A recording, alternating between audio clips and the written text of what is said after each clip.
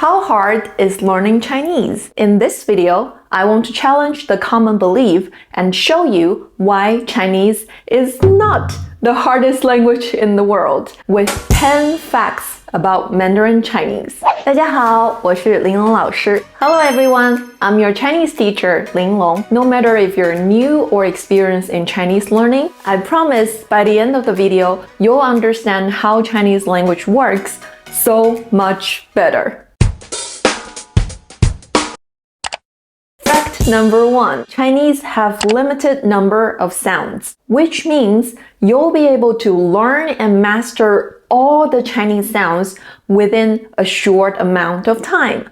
To understand this better, I'll quickly go over two basic concepts: character and pinyin. These cool and mysterious looking scripts are called characters.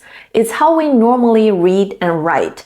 But for beginners, it is impossible to know how a word is pronounced just by looking at characters. And that's why we have Pinyin. Pinyin literally means spell sounds. It's a romanization system designed to help people pronounce Chinese words. While it takes longer to learn characters, Pinyin is relatively easy to master. And as soon as you know Pinyin, you can read everything in Chinese. I mean, everything. And by the way, Pinyin wouldn't even look foreign to you because it shares the same alphabet as English with an additional yu sound. Back to Chinese pronunciation. In Chinese, each character is one syllable. And this is what a typical Chinese syllable looks like. Consonant plus vowel or other ending plus tone. As we know, there's a limited number of consonants and a limited number of vowels. What does it mean? Yes, a limited number of sounds. This pinyin chart you're looking at right now literally contains all Chinese sounds. I mean, if you master the sounds in this chart, you would be able to read anything in Chinese. And I can tell you from experience that anyone can learn to read Pinyin in less than 1 month because all of my students have successfully done so. Fact number 2. Now you might have heard Chinese is very hard because of the tones and characters. Let's address the elephant in the room right now. Yes, tones are hard, but guess what? You already have the skills to master them. First, you need to understand tones are just changes of pitch. Nothing special really. Your language might not have tones on every syllable, but it definitely has intonation, aka changes of pitch. For example, when you raise your pitch to show confusion, huh? That's the second tone. When you reject something with a falling pitch, No! No! No! no, that's the fourth tone. See, you're already doing it without noticing. Mandarin Chinese has 4 different tones, and I've made a series to help you master them. Make sure to check them out if you want to learn more about tones. Fact number 3. Chinese characters are not random images. Sure, when you don't know Chinese, the characters might look random and arbitrary. But once you get to know them, you'll find characters actually make a lot of sense. Imagine characters as Legos. We put different parts together to build something bigger. And these parts are not random. They actually carry the meaning or sound of a word. And there are some basic building components which you'll see very often. For example, can you find the common component in these characters? Yes, they all share the common component, 口, which means mouth. And guess what these characters mean?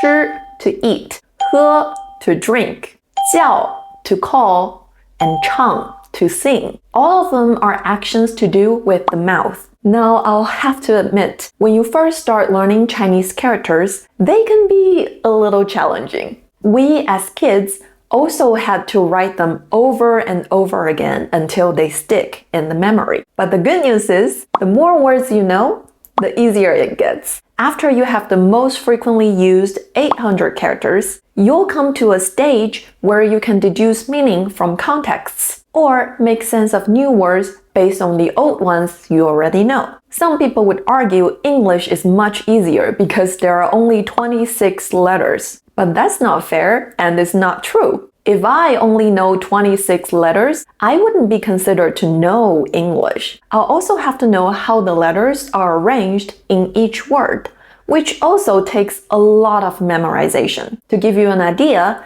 as an English learner, you need about 7,000 words to take the International English Proficiency Test. 7,000 English words versus 800 characters. Hard to say which one is harder. And when it comes to vocabulary, I'll have to say Chinese word formation is so logical. So much more logical than English. We just said Chinese use different parts to build characters. Actually, Chinese vocabulary works the same way.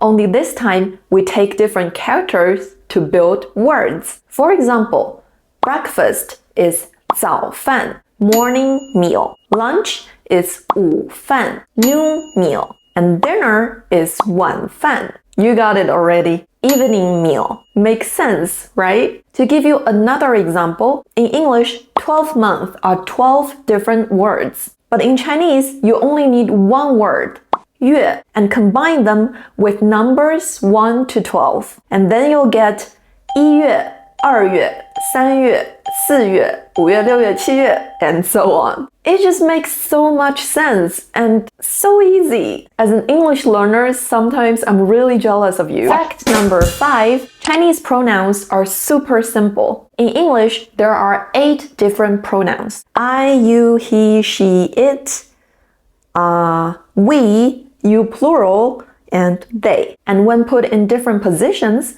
the pronouns need to change accordingly. For example, in object position, we have me, you, him, her. And to show possession, we have my, your, his, her, or mine, yours, his, hers. I remember having to memorize this big chart in middle school. Just the pronouns alone gave me a lot of headache. But in Chinese, we have 我, 你, 他. Yes, in spoken Chinese, he, she, it sounds exactly the same.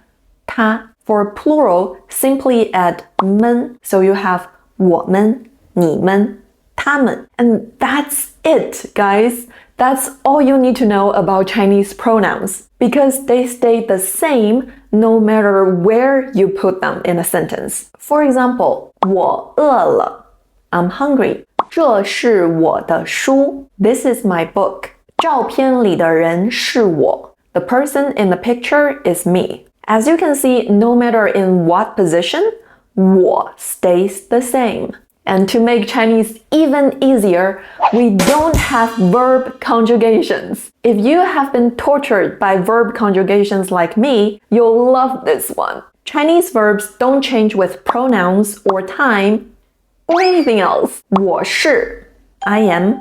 你是, you are. 他是, he, she, it is. As you can see, when paired with different pronouns, the verb remains the same. Also, no matter if it's past, present, or future, our verb stays the same. For example, 我以前是学生，现在是老师。In this sentence, the verb 是 is the same, both in the past and the present, because we don't express tense through verb conjugations. Instead, we use time words to signal the tense. In this sentence, 以前 means before. 现在 is now. That's how we know if it's in the past or present. Come on, how awesome is that? Fact number 7. Yeah, this is how we do 7 in Chinese. Chinese nouns don't have singular or plural.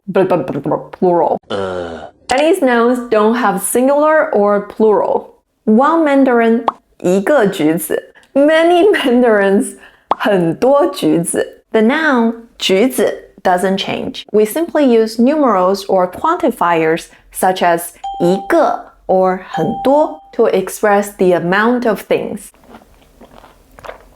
You should take a break. I'm sweating right now. Fact number 8. There is no feminine or masculine in Chinese. If you ever studied a foreign language, you'll know that in many foreign languages, nouns or even inanimate objects have grammatical gender. In French, somehow table and chair are feminine. Wine and chocolate are masculine. Why though? I really don't get it. Chinese nouns do not have this problem. Sun is sun, moon is moon. Table is table, chair is chair. Simple and clear. There's no grammatical gender and all the hassle that comes with it. Fact number 9. There's no formal, informal speech rules. Unlike our neighbors Japanese and Korean, which has a strict hierarchy and code politeness and formality into their language system, Chinese language does not have formal,